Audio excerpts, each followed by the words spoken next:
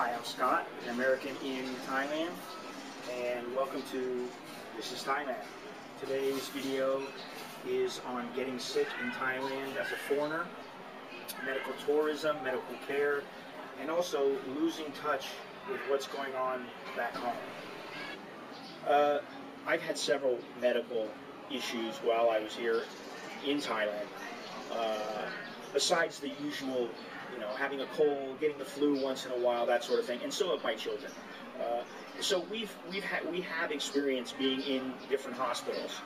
We live right next to a hospital, Waitani Hospital. So it's very simple for us to walk across the street. When there's a problem, we know just go right across the street and get it taken care of. We don't wait around and decide whether or not to go, unless it's something like a cold or whatever. But if anything happens, we know. Boom, my kids know. Run to the hospital, go get taken care of, So anyway, I've had several medical issues while living in Thailand. The first was when I first came here. I used to go out every night. When I was single, I'd go out to the bars, I'd go to the discos, I'd go all over the place, and karaoke's, and people were allowed to smoke in these establishments at the time. So I don't smoke, and I'm very sensitive to smoke. So when people were smoking, there's smoke in the air, and the secondhand smoke eventually got to me to where I got bronchitis, and I had a real hard time breathing, and I ended up going into the hospital. They put me on an oxygen and a nebulizer and some medicine to take care of the infection. And I was in the hospital for 3 days, and it was 15,000 baht. At the time, it was about 45 baht to the dollar. So it was $110 a day. So this was really good. I mean, this is at a good hospital, Bumrungrad, with English-speaking nurses and doctors. Top-notch care, in a room by myself, and it was 110 bucks a day, so I wasn't complaining. That was pretty good. Another time I was in the hospital, and that was a lot more serious. My wife and my first son Alex were living in an apartment not far from where we live now, and there was a fire. Somebody apparently had been smoking and they fell asleep, but the place caught on fire. So at about 2 in the morning, there's a knock at our door and somebody's screaming, "Get out, there's a fire, fire, fire." So we tried to get downstairs, but long story short, there was smoke in the building and we couldn't get downstairs. So we all made our way out to the balcony. We all made our way out to the stairwell that was connected to our floor on the outside of the building.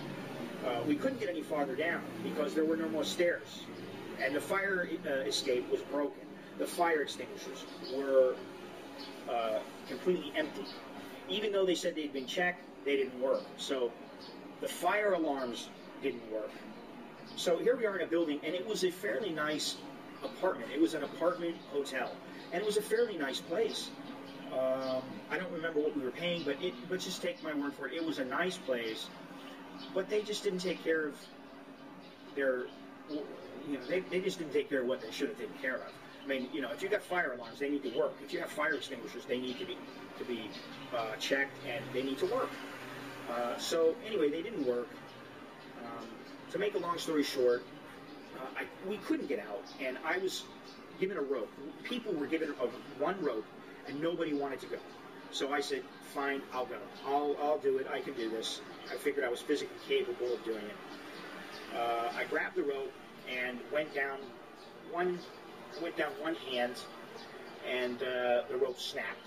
So I fell, and I was seriously injured. I was knocked out and basically dragged to the hospital unconscious. And I was in a coma for 4 days. I had a fractured skull in 2 places. I had fractured wrist, fractured hip. I had 4 fractured ribs. I had 2 compound fractures in my fingers. I had a tube inserted into my lung because I had a punctured lung. It was to drain the blood. And my entire back was purple from the impact of the fall.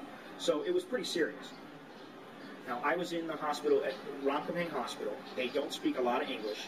I fortunately at that time I spoke decent Thai, and that wasn't the communication wasn't really a problem.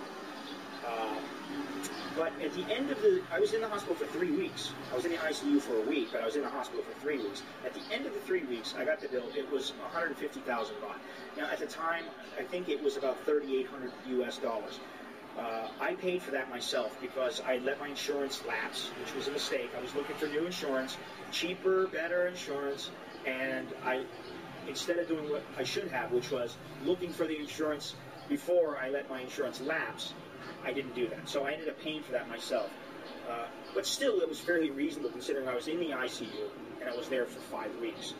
Okay, so if you have a serious issue, in my opinion, really, if you don't speak Thai, you need to go to a hospital where they speak English.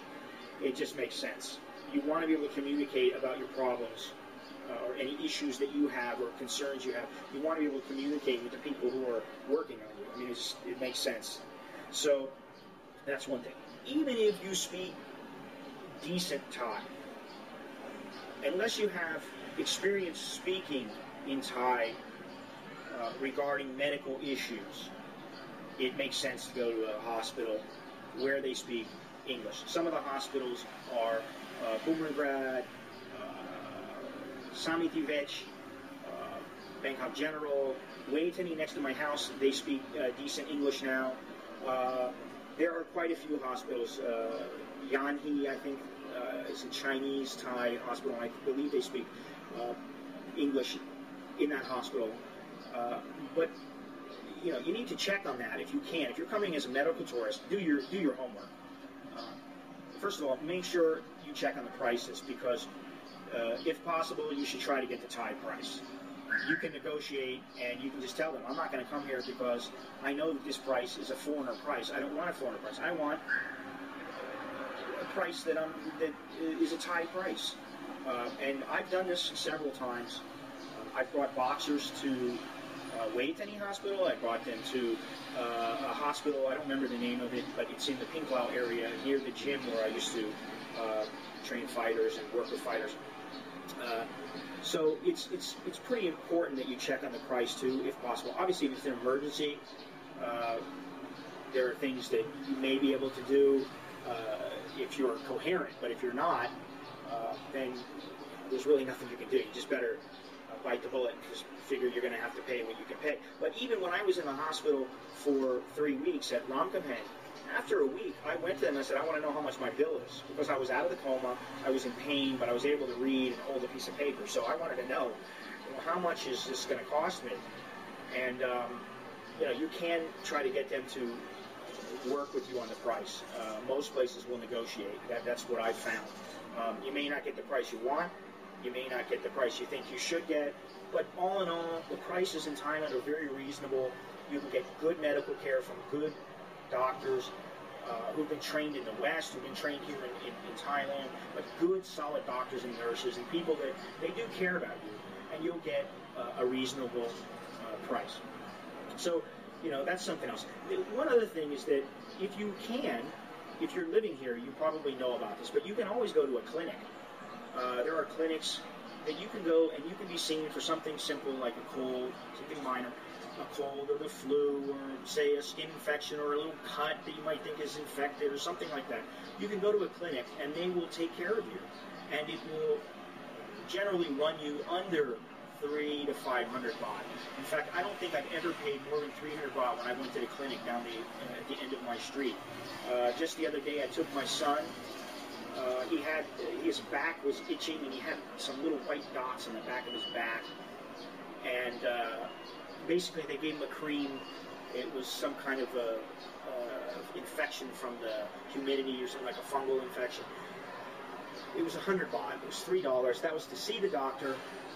And we didn't have his paperwork that showed he was a Thai citizen, or he would have.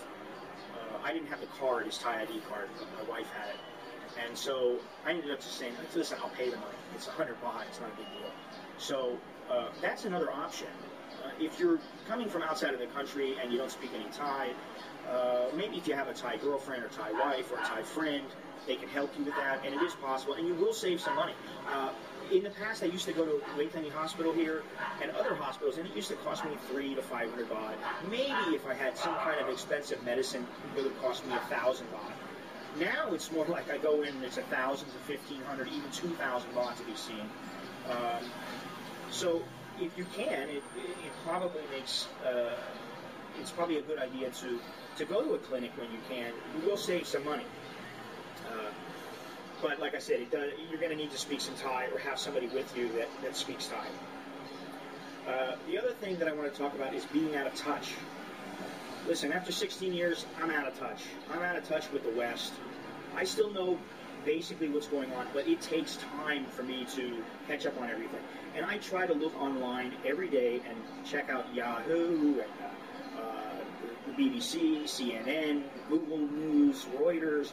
I try to look at least at one or two things a day so that I at least catch a headline and I know what's going on. I knew about Hurricane Sandy. I didn't know the extent of it until I decided, okay, this sounds pretty serious, I better read into it. But when it comes to daily news, you can keep up with things, but it is very hard to keep up with the local news and the international news. But what I found is that if you are somebody who likes to watch TV and you want to watch the most current shows, that's not always possible here in Thailand just by watching cable TV. I'll give you some examples. In the past, when the 6th season of The Sopranos was coming on, I wanted to see it as it came on. That wasn't possible. In Thailand, I think it was a month or two behind. Entourage, I wanted to watch that show. And also Breaking Bad. There's another show.